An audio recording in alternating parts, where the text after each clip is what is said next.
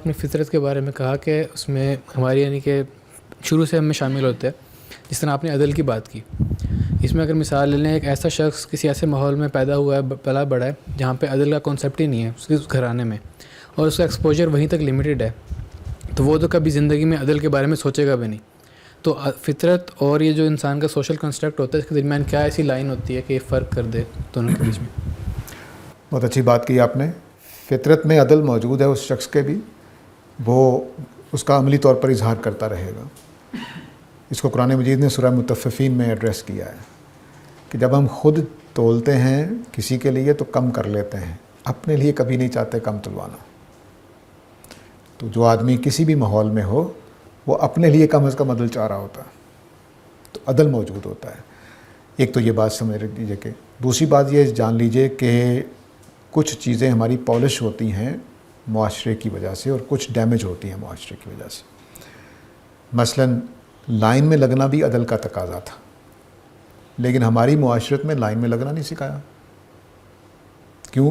کیونکہ درباروں میں دربان بیٹھا ہوتا تھا, چلو جی آپ کی باری, چلو جی آپ کی باری. وہ اپنی مرضی سے یا پہلے آئے پہلے پائی کے اصول پر وہ باری لگا دیتا تھا. تو ہمیں لائن میں لگنے کی عادت ہی نہیں تھی. انگریز آیا, اس نے کہا کہ لائن میں لگو ٹکٹ لینے کے لیے ٹرین کے. تو عدل کی ایک اپلیکیشن ہمیں پالش کر دی انگریز نے آ کر. ہم اپنے طریقے پر چل رہے تھے. ہمارا طریقہ غالباً وہی تھا جو ٹوکن والا ہوتا ہے, کہ لوگ سارے بیٹھے ہوئے, لائن میں لگنے کی ضرورت نہیں ہے.